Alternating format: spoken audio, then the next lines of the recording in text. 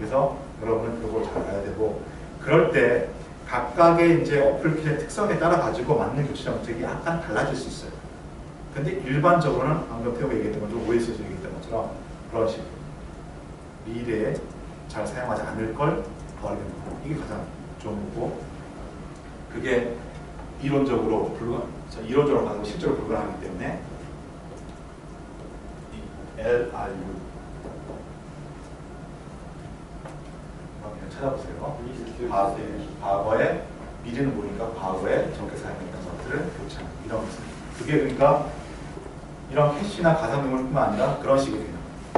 많은 데이터가 있고 여러분이 이미지로 이것을 버퍼링이든 캐시든 이렇게 해놓고 쓸 때 이것을 이 버퍼링한 캐시한 데이터를 매니지하는 방법으로서는 이런 방법을 들어간다. 아무튼 캐시도, 자, 우리가 지금 여기서 얘기한 메모리에서 캐시도 똑같은 메커니즘으로 작동합니다. 이거는 그냥 넘어가겠습니다. 이제 캐시의 종류는 이런 게 있어요. 아까 이 자리에 없으면인데 여기 없는 경우가 세 가지가 생겨나요. 이건 뭐가 있는데, 처음에 컴퓨터를 켜면은 캐시 메모리는 이렇게 됐기 때문에 사실 처음에 컴퓨터를 켜면은 위쪽에는 다 비어있는 메모리입니다. 그리고 필요한 거는 다 알스퍼트죠. 여러분이 부팅이라, 그래서 부팅하게 되면 메인 메모리에 뭔가 데이터가 많이 올라갔지만 실제 메인 메모리에 있는 데이터는 결국은 어디서 가져오냐? 하드디스크 가져오는 거예요. 결국 캐시입니다. 이걸 우리가 여러분이 흔히 알고 있는 캐시라고 인식이 안 될 뿐이지, 컴퓨터 시스템의 이런 저장장치 메모리의 구조는 메모리 계층 구조에 의해 가지고서 CPU한테 갖다 줘야 되는데 이렇게 차곡차곡 갖다 줘요. 하드디스크에서 부팅을 해서 메모리를 걷어놓고 프로그램을 실행시키면 하드디스크에서 메모리를 가져요. 그리고 이제 CPU 내부에서는 이 캐시 메모리라고 이용해서 자기 사용한 걸 가져요. 그럴 때 처음 전기를 켰을 때는 캐시 메모리에 데이터가 아무것도 없습니다. 그럴 때 없는 걸 가져오는 거는 콜드 미스다. 지금 여기서 같이 다른 것 때문에 12번이 없을 때 미스가 나는 것은 충돌 미스 혹은 용량 미스, 여기 용량이 부족해서 되는 미스다. 이런 식으로 얘기한다는 거예요. 미스 종류가 있다는 거고, 이게 이제 마지막 이 장에서 마지막 슬라이드인데, 요거는 여러분이 잘 한번 읽어보십시오. 이게 일반적인 여러분이 접할 수 있는 컴퓨터 시스템에서 캐시의 개념이라고 하는 캐시의 실제 그 모습을 일목요연하게 정리한 표현입니다. 이게 이제 메모리의 형태예요. 레지스터 메모리, TLB라는 메모리, 캐시, 가상 메모리, 버퍼 캐시, 디스크 캐시, 네트워크 버퍼, 웹브라우저 캐시, 웹 캐시, 이런 것들이 있습니다. 이런 것들 여러분이 들을 수 있는 말들이에요. 도대체 이게 뭐였냐? 바로 이 메모리 계층 구조의 이름이었단 말이에요. 말만 다르게 하는 거예요. 자, 이 그림이 있고,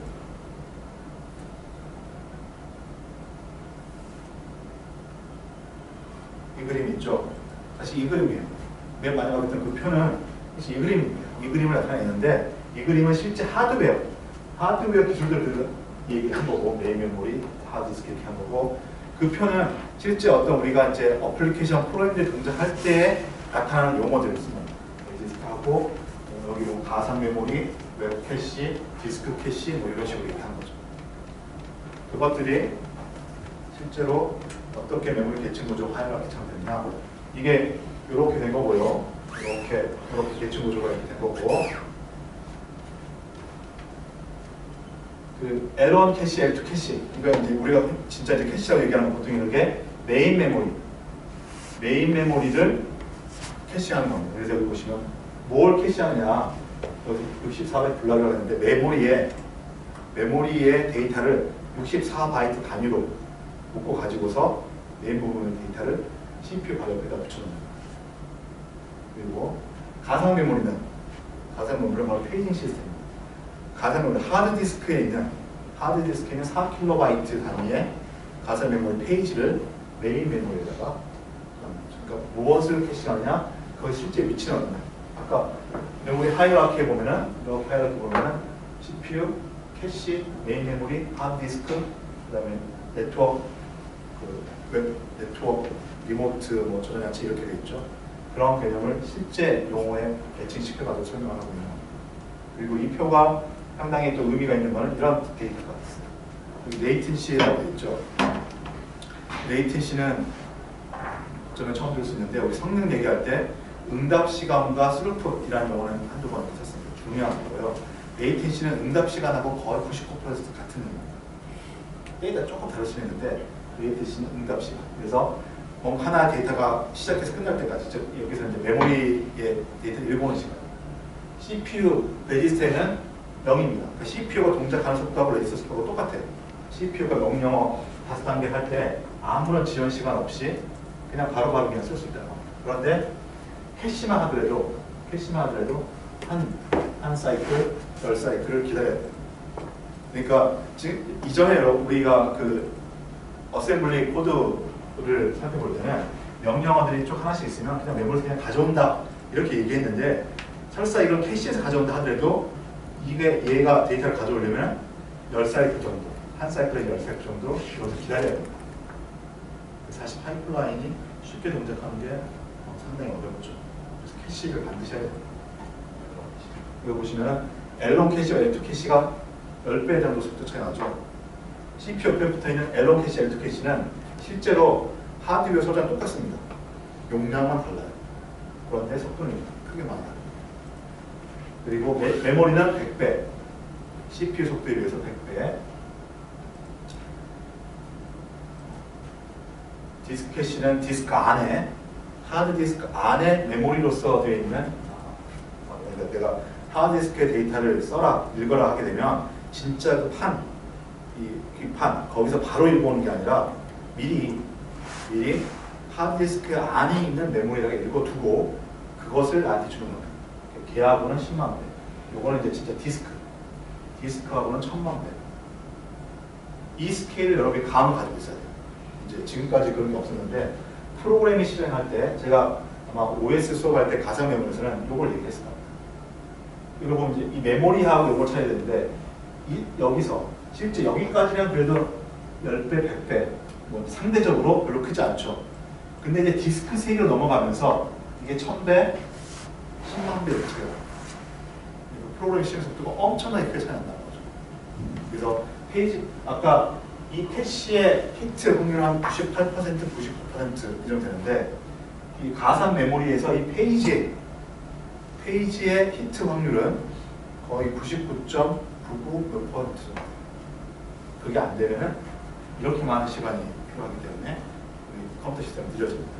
가끔 어쩌다가 한 번씩 내 프로그램은 별거 안 한 것 같은데 하드디스크 막 불 깜빡거리면서 마우스가 느려지고 할 때 아마 많은 시간이 OS가 가상 메모리 쪽과 뭔가 작업을 하는 거예요. 아래쪽은 더 아래쪽은 이제 웹 네트워크를 통해 가지고서 리모트한 서버에 있는 데이터를 가져오죠. 그럼 더 길어질 수 있습니다. 이런 식으로 시간이 많이 흘렀습니다만은 전반적으로 딱 몇 문장으로만 한번 정리해보면, 컴퓨터 시스템에서의 메모리는 본 노이먼 아키텍처의 역할로서 프로그램과 데이터를 담아서 CPU에서 이 프로그램 코드가 쓸 수 있도록 하는 이런 역할을 합니다. 그런데 이 메모리는 엄청나게 빠르고, 그러니까 엄청나게라고 하면 CPU만큼 똑같이 빠르고 또 내가 필요한 모든 프로그램과 데이터를 담을 수 있도록 엄청나게 크면 좋은데, 현재 우리가 컴퓨터라기보다 현재 인간이 만들어낸 물리학 등등의 기술상 그렇게 할 수는 없다는 거죠. 그래서 다양한 메모리들이, 저런 형태들이 존재하고 그것들을 계층 구조로 만들었다. 그런데 그 계층 구조를 만들 때 그렇죠. 어떻게 이제 그럼 계층 구조상에 이 메모리는 어떤 데이터, 이 메모리는 어떤 데이터 이렇게 배치하느냐. 그럴 때는 프로그램이 지역성이라는 특성을 가지고서 메모리를 접근한다는 거죠. 그래서 계층 구조를 배치할 때 데이터를 다 분할해가지고 넣는 것이 아니라 맨 아래쪽에다가 다 집어넣는다. 그 위에다가 그것의 일부를 집어넣는다. 또 그 위에다가 그것의 일부를 집어넣는다. 이런 식의 캐시 방식으로 메모리 계층 구조를 설계한다는 겁니다. 그래서 지역성이 있는 한 캐시 방식으로 동작을 하게 되면은 앞에서 그린 것 같이 이런 식의 이제 어떤 메커니즘을 동작을 하고, 이걸 기계적으로 이해하면 미스가 날 때는 너무 손해인데요 이렇게 생각할 수 있지만, 실질적으로 확률적으로 히트의 확률과 미스의 확률은 99대 1, 98대 2 이 정도로 히트 확률이 있다. 컴퓨터 시스템.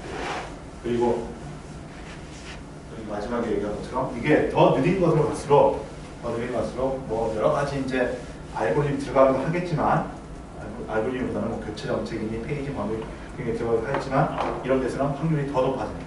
99.98% 이렇게 높아집니다. 거기 때문에 컴퓨터 시스템에서는 메모리 계층 구조와 캐시가 매우 효과적인 메모리 시스템을 구현할 수 있다.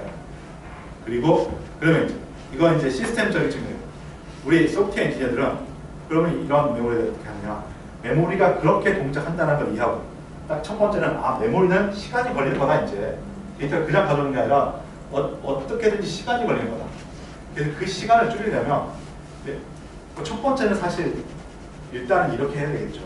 쓸데없이 메모리 액세스를 안 하도록 프로그램을 짜는 게 좋습니다. 변수를 줄인다거나 하드디스크 저장을 줄인다거나 이게 이제 더 그 원초적인 이제 접근 방법이고 그거에 의해서 이제 알고리즘이 결정될 거고 같은 알고리즘을 할 때도 같은 메모를 접근하더라도 어떤 패턴으로 접근하냐에 따라서 캐시에서 좀 더 많은 성능을 낼 수 있는 지역성을 높일 수 있는 이것을 여러분이 이제 고려를 해보자 라는 게 전체 내용이겠습니다.